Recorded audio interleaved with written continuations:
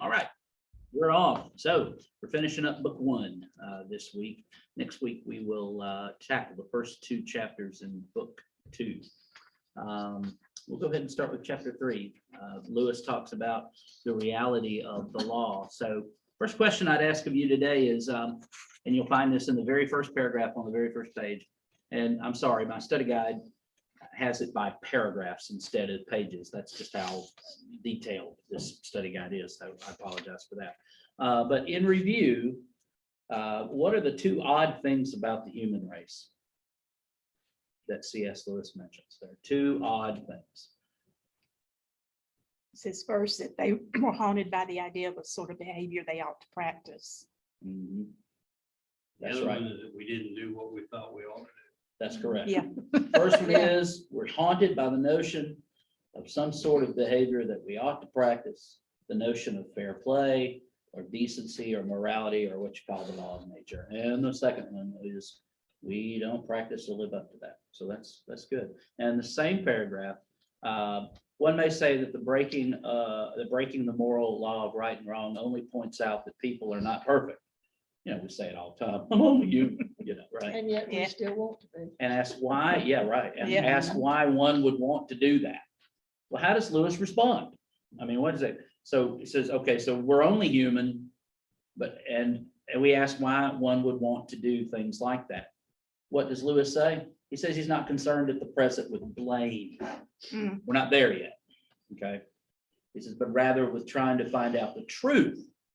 And if not conforming with the ought has any consequences. So that kind of sets up this chapter here. So when we keep going, we notice the notion of something being imperfect or not being what it ought to be raises a significant point. And Lewis clarifies this point by looking more closely at the laws of nature.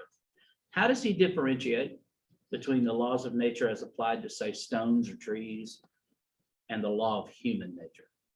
Let me see how well you've kept up with this. How does he differentiate between the two? It's in paragraphs 1 through Free 3. will. The law of nature doesn't budge. Yeah, a stone doesn't feel like if it's falling, it should fall. It's no choice. Because of the law of gravity, if a stone falls, it falls, or if a tree falls, it falls. And so, well, you know, I think I'll fall today. No, it just, if it happens to fall, it falls, you know, and it does what it's supposed to do. That's one of the things. Yeah, that's good. That's so, and of course, we make decisions, right? Laws of nature, they really are descriptions of what stones and trees actually do. So the laws of nature are just part of nature, but the law of human nature does not describe what humans actually do, and therefore it's not part of the machine, you know, of nature, so to speak. We can decide to or not to, right? So yeah, free will is a good way, but we're not there yet. See, that's what I'll keep saying like he does. We're not there yet. We're not to religion just yet. But we're heading in that way. All right, let's see what else we got here. You know, one might be tempted to try to explain away this oddity of the law of human nature by saying it's really only some feature of the laws of nature that happens to be inconvenient or non-beneficial to us. Why is that not true?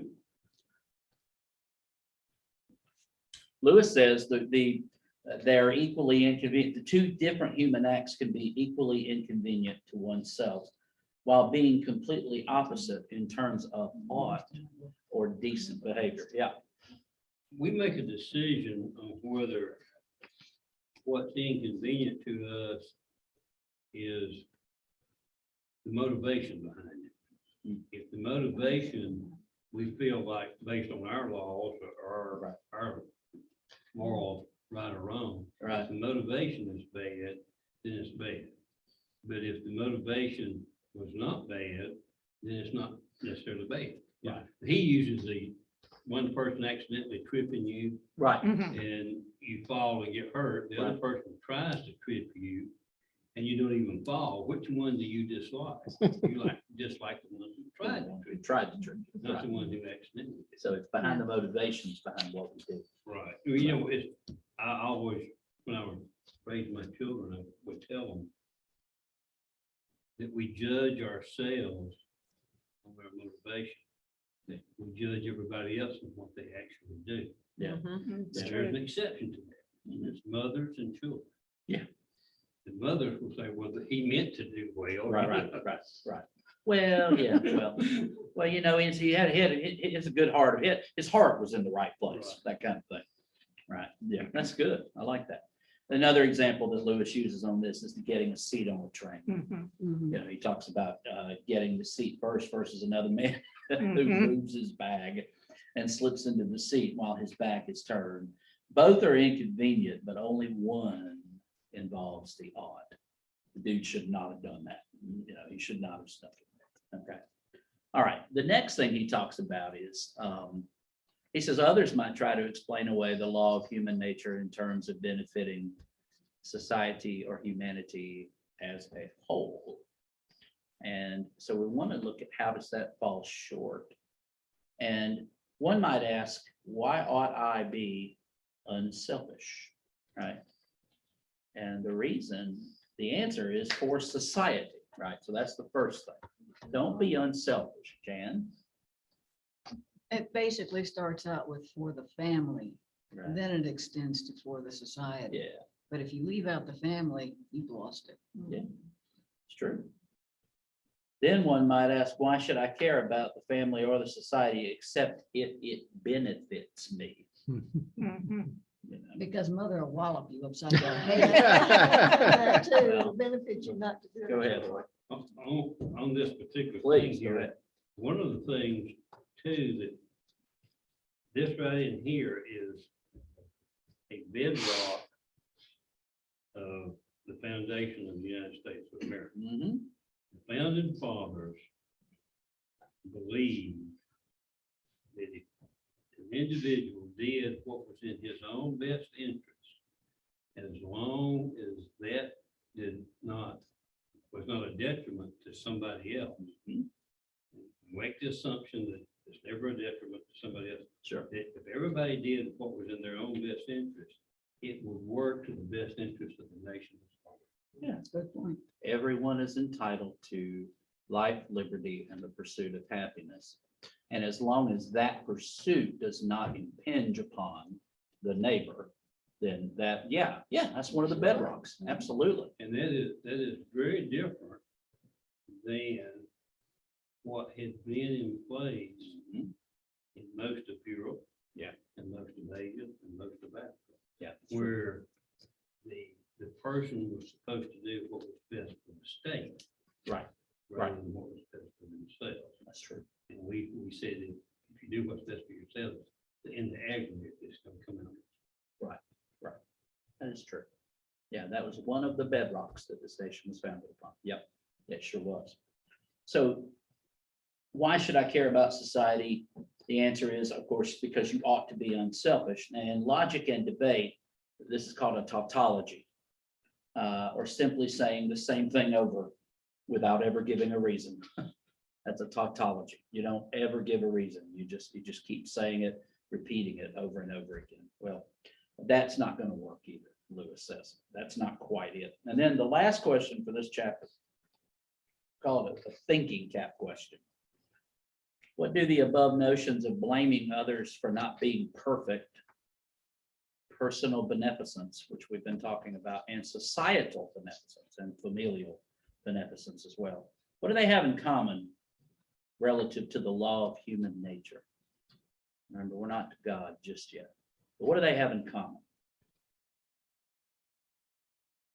They're applications of the ought. They're applications of how we ought to behave, Mhm. is what they are. Mhm. Not acknowledgments of the existence of the ought. This is where he's going. So they're not they're not acknowledgments of the existence of the ought, that thing that's behind why we ought. So there's something separate and apart from the machine of nature, and they're separate and apart from my biological instincts or desires, and they're apart from learned social conventions. Okay, but all it is it's applications of the ought, not what is the ought. Okay, what is behind the ought? We're not God just yet. We get there in short order, but that's that. All right, so to close out this chapter, at the end of this chapter, Lewis writes, consequently, this rule of right and wrong or law of human nature or whatever you call it must somehow or other be a real thing, a thing that is really there, that is not made up by ourselves. Now, think about this. Rhetorically ask yourself, do I actually believe that right and wrong universally and inescapably possess or haunt all human beings around the world? Yes, Yeah, I think so. Or most. Most, yeah. I think they all do originally. Yeah, I think so. You have to, you can go against it after a time and desensitize yourself Yeah, to it. I You think take they do. little children are not racist. Right, They are taught to be racist. that's Mm, right. That's true. So little children, and you see one child taking a toy away from another one, but that's not the original behavior. That's right. That's right. That, even at 3 months old, that's an acquired behavior that they've learned. Yeah, that's Or been true. allowed to do. Right. And Which which is how we learn a lot of times. It desensitizes you from feeling that it's wrong. But there are sociopaths that don't have any idea of right and wrong. Absolutely. They probably are. I think they I've are. met two They're of them. like the guys who end up being cannibals and stuff like that. But No conscience. I think that even them as little children were in an environment that may have created who they became. We've looked at those. John Wayne Glancy is a good example. Yeah, And you go back and then you look at what he underwent as a child. yeah, And so he may not have been that way had he had one of our families. sure, right, Can't even say it without laughing. right, right. That's good. All right, so I think that's right. I think it does possess or haunt all of us. And that's key to Lewis's point about the ought. And that is the ending of chapter 3. All right, so 4 is kind of a mind scramble, and 5 is where he transitions and makes his point.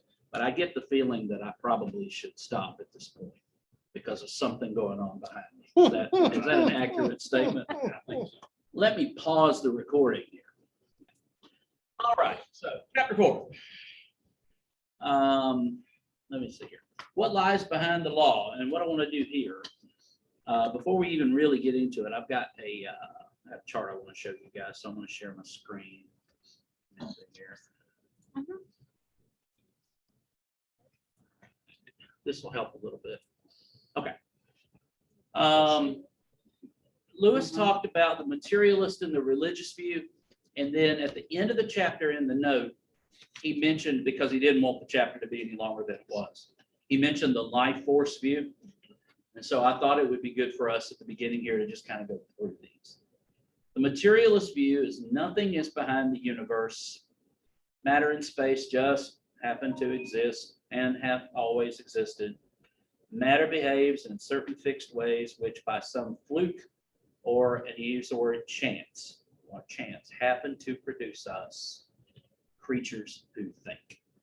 Now, some of the adherents to this, there are no judgment here on any of this, just descriptive. Darwinian, evolutionists, secular humanists, Marxians, and materialists are adherents to the materialist view. The religious view, something like a mind, which is important at this point to remember. He's not ready to talk about God. Something like a mind is behind the universe. It is conscious and it has purposes and preferences. And the adherents to this are most of the world's major religions. Okay, most of them.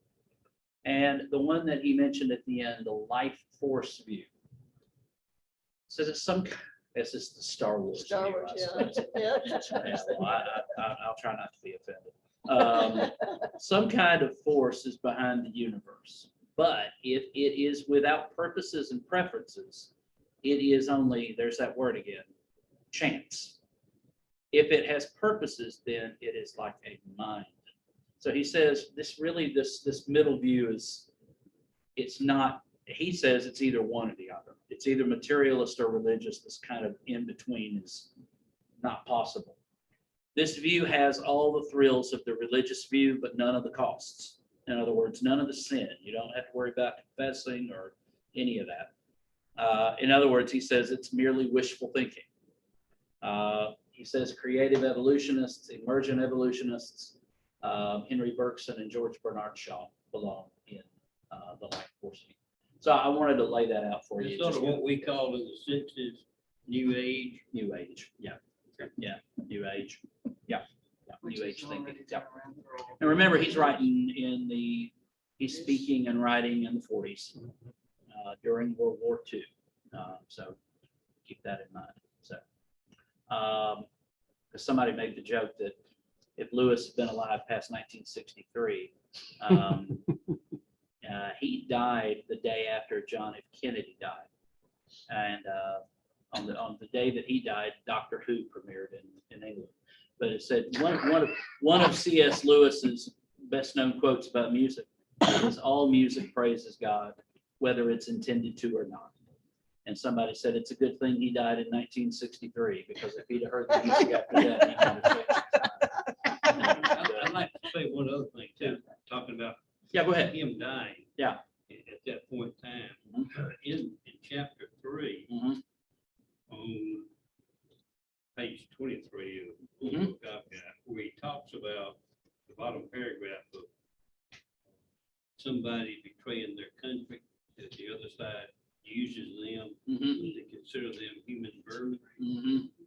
That was an attitude that almost everybody had up until the end of World War II. Right.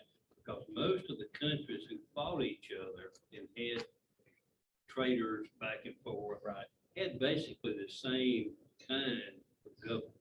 Yeah. Even in Imperial Germany, capitalism was Yeah. there. So if you betrayed your country, it was the concept of country, not what was going on within the country. And so there were those traders. After World War II, we began to fight over ideology. Right. And when people begin to lose their freedoms, people had freedoms in Imperial Germany, World War I and all, they had freedom. But after World War II, then we began to have governments that took away freedoms. And so we would have traitors to those governments that we did not feel were human vermin. All of us, I think, have heard of or familiar with the Memorial Wall at CIA. That's people on there, Americans who have given their lives in service of their country. Right. Sometimes in ways where we couldn't get them, extract them out, and they were tortured and murdered. Right. One of those people on that wall is a Soviet Russian, Adolf Takachev or something like that, who contacted us and gave us, on a very conservative estimate, over $2 billion in savings of R&D, because he brought us the drawings, circuit boards and everything of the Russian aircraft that was going to start coming in the 80s. Right. And which was far superior to ours. But we had all of that information, then we knew how to build our planes, we knew what the weaknesses were in theirs. And so then we gave that information to the Israelis. Yep. And there's a dogfight over there, like 76 MiGs were shot down and no F-16s or F-15s at that time. Yeah. So that That attitude guy, toward them He changed. did this. Uh-huh. He had a high position in the military. Yeah. And he was called because a young American man who went to work for the CIA was fired by the CIA. And he happened to have come across that information while he was there. And he gave it to the Russians. Yeah. The Russians then caught him, executed. And the sad part is, like 15 years later, his wife came down with some kind of rare cancer that they could not treat in Russia, the Soviet Union. And she came to the American embassy and told them, I'm the wife of Adolf so-and-so. Yeah. They didn't know who Adolf so-and-so was. Right. So they did not help her and she died. Yep. And he did not do it for the money. He did it because Spite. of the ideology, the Right. lack of freedom, the mistreatment of people by that government. Yep. So all of that really changed after a while. It did. Yeah. So sometimes when you read something that somebody writes, Mhm. you have to take it in the context of what was going on at that particular point in time. That's true. And it's different now. Context is king. Context is king. Yep, it absolutely is. That's good. So we'll talk about chapter 4. The laws of nature, as Lewis says, are facts of or a part of nature itself. That saying that these laws govern nature is really just another way of saying what in fact nature does, right? The law of human nature then must be something different, something above and beyond the actual facts of what humans do. So C.S. Lewis now turns to see what this tells us about the universe that we live in. So the first thing, throughout history, people have wondered what the universe is and how it came to be. We've got the three views that we just looked at, and we've talked about all three of them. And just to go over a little bit of what they embrace again. The materialist view states that matter and space happen to exist and always have. Matter behaves in certain fixed, unalterable ways, and all of this just came about by chance or by some fluke to produce us, right? The religious view states that something like a mind is behind the universe and is conscious or aware and has purposes and preferences. And then science can tell us, by the way, he's not anti-science. I hope you picked that up in chapter 4. Lewis is very much pro-science. This anti-science strain in Christianity is regrettable. It just really, really is.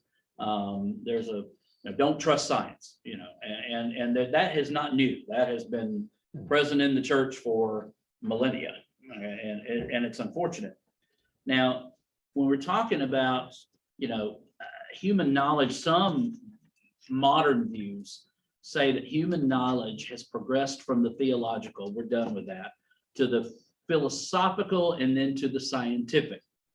And that the best explainers of the universe today are no longer clergymen or philosophers, but scientists.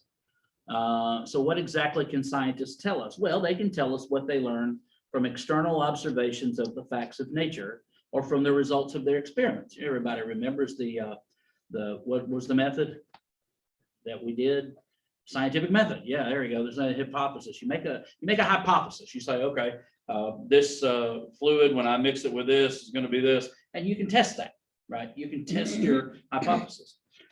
Science, they cannot answer, though, anything about ultimate questions of the why behind the universe. Science doesn't do all that well with why. They can tell you how. I mean, they really can, and it can get heady, but they can't tell you why. So that's one of the things that we need to remember. Lewis says, one thing and only one in the whole universe do we know more about than we could ever learn from external scientific observation? Us. Man. Man, he says man, humankind. Woman, it's better to learn about women. It's a little late for me, but thank you. Female anatomy by Braille in college. Oh my gosh. Moving along. Haven't heard that since Hiram, the day of the funeral. All right. We don't merely observe humankind. We are men and women. It is the one and only thing we can know more than anything we can ever know from mere external observational knowledge. All right. We have inside info. All right. We have first person information. We know about the inside. So when we talk about this, we talk about contrasting the materialist scientific view, and he uses the architect as a wall analogy. with the religious human being view via the mailman with little paper packets analogy. Did you remember that? So what it says is, let me see if I can get this down here. Either the universe is without purpose and reason, or there is something behind it or outside it. Scientific observations cannot observe anything outside the universe as a fact within the universe any more than one can observe an architect as a wall within a house. Mhm. All right. But we can know other men or women because we are men and women. Just as we receive letters from a mailman with little packets, we know other people receive letters also when they go to their addresses. But we don't know what their letters say, right? That's the whole thing. We don't know. But likewise, we can know that other men and women have moral laws that seem to be from outside the universe because we have such a moral law. It's a basic assumption.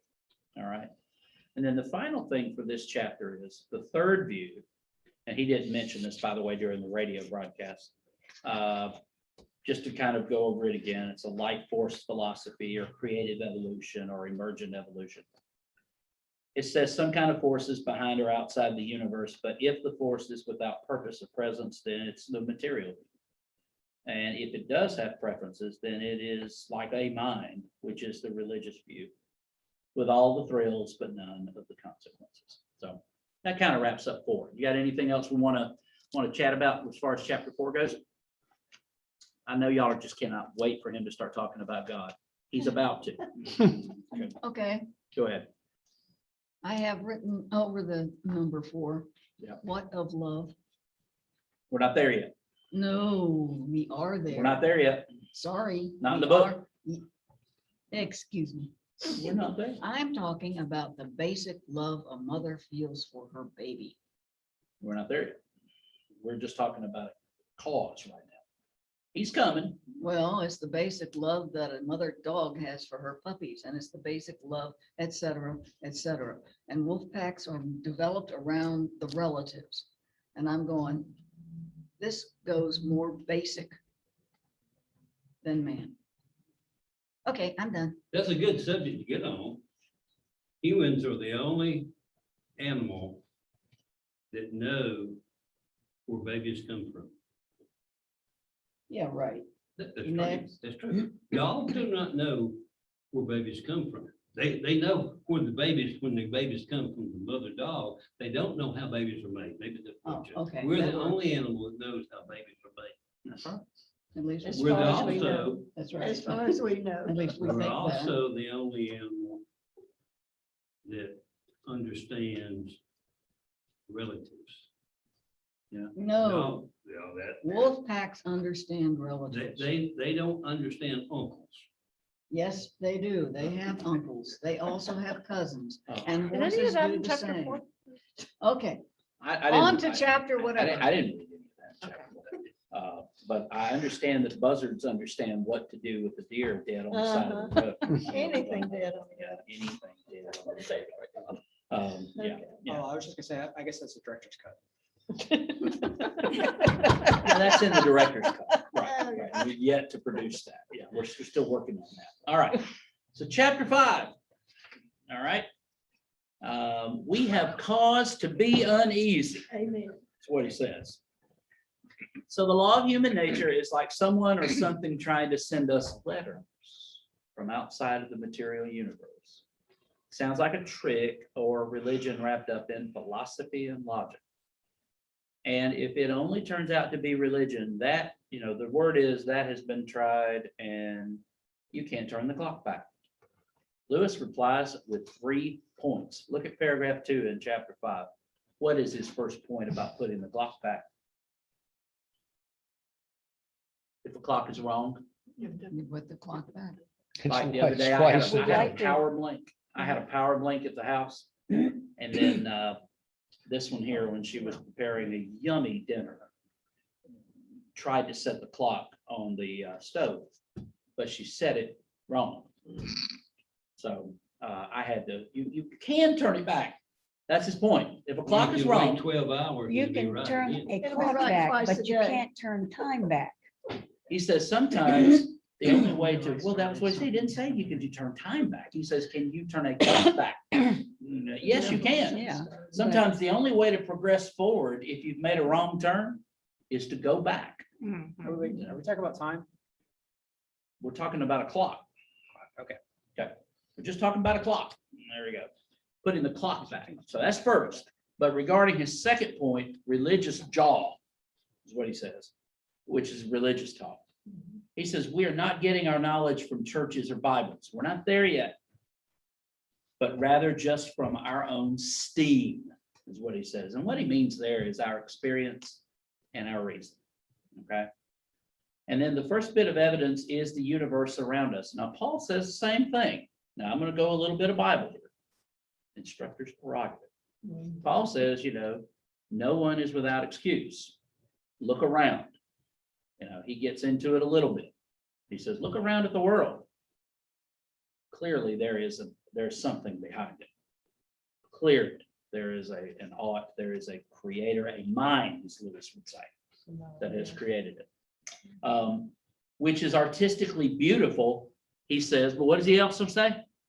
The universe is artistically beautiful, It's but quite is merciless mercilessly cruel. and no friend to man. No friend to man. It's like Australia. The wildlife will kill you. Yes, it will. Mhm. Yes, it will. So You get in down certain Florida parts of the too. ocean and some of the critters in there will have fun with you as well. Right? I mean, it's mercilessly cruel. Yeah, he says the universe is a very dangerous and terrifying place. Yeah, You can go to space without a spacesuit. that doesn't work out unless you're from Krypton. Right. It Yeah. doesn't work out. Go ahead. I think cruel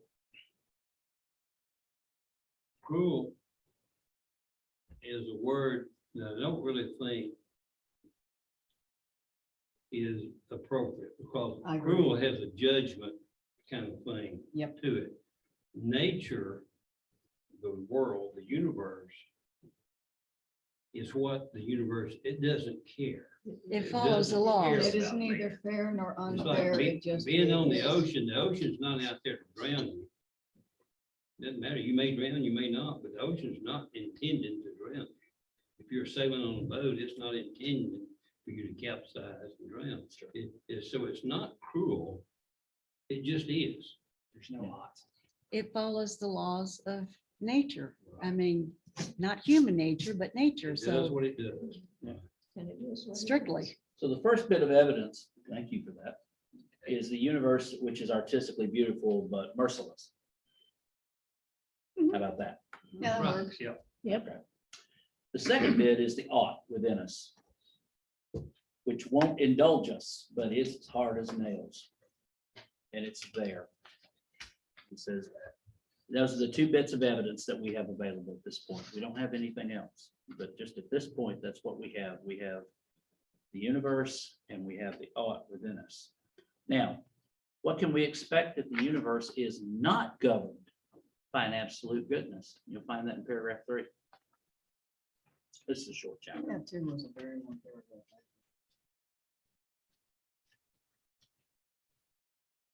What are our efforts like in the long run? They're hopeless.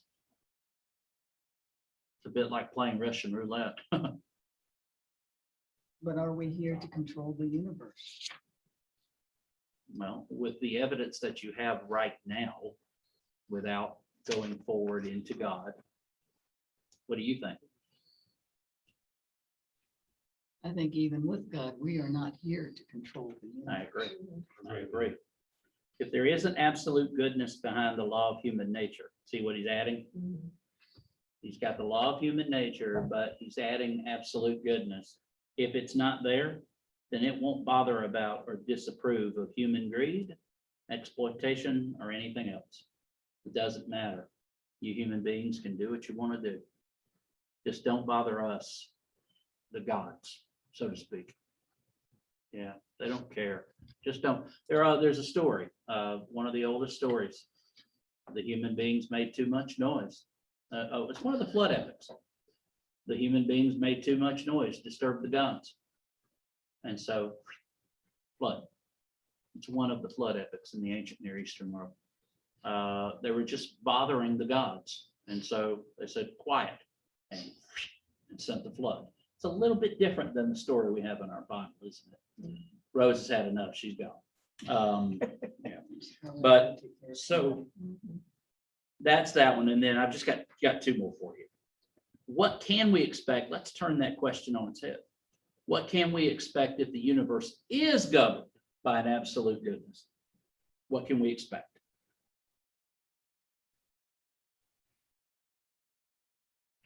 It's interesting. If the universe is governed by absolute goodness, then we are also hopeless. Same. Stay with me. We daily make ourselves an enemy of the goodness behind the ought of the law of human nature. Because if we make one just mistake, if we make a mistake, we have failed. And it is unlikely that we will ever improve. Absolute goodness then is the supreme terror. Because if we make one mistake, we're done. If absolute goodness. So the point he says, remember the title of this chapter, we ought to be uneasy.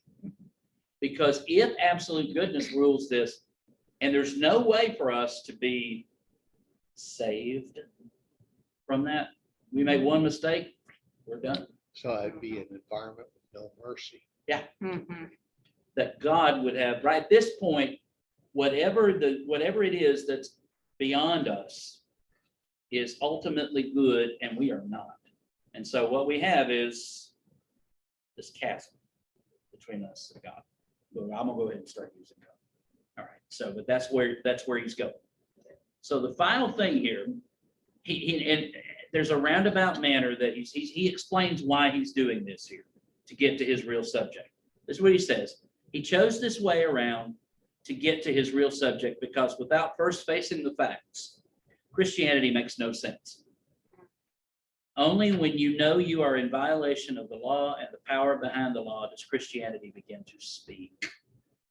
Only when you know you are sick, he says, do you listen to the doctor.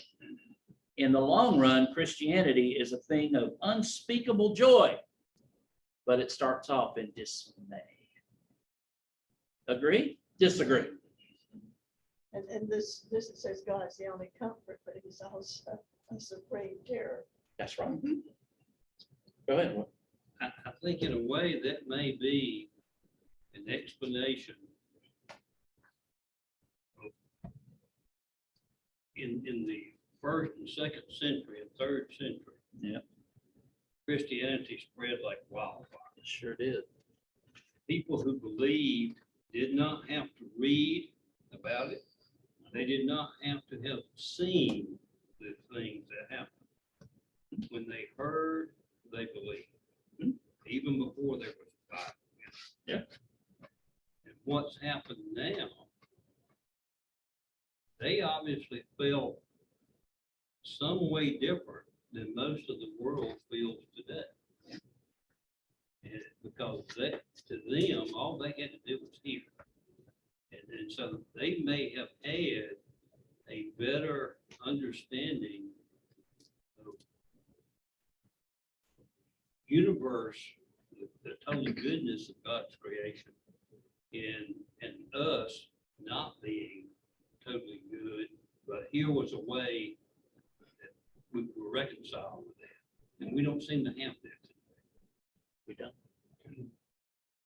One along what says, I think the problem is education. The more you tend to know, the less you tend to accept Christian beliefs. Because they're out in left field, you don't believe that. There's a big faith element. Yeah. And education, and even Christian education can stand in the way of that kind of faith and that acceptance and that worldview.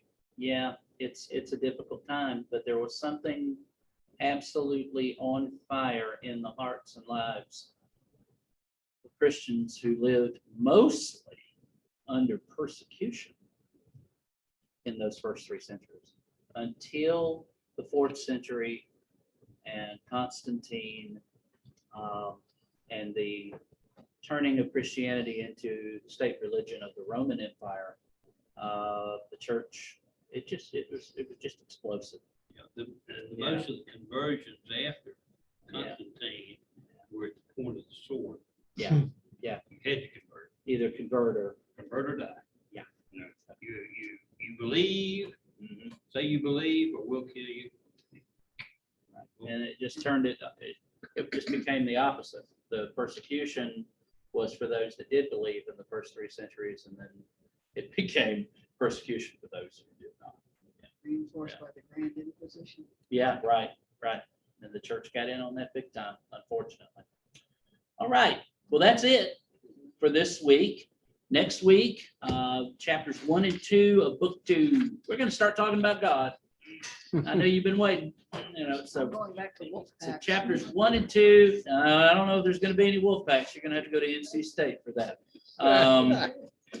Y'all have a great weekend and take care, and God bless you, and we'll pick up next week, 11 a.m. Thursday, Lord willing.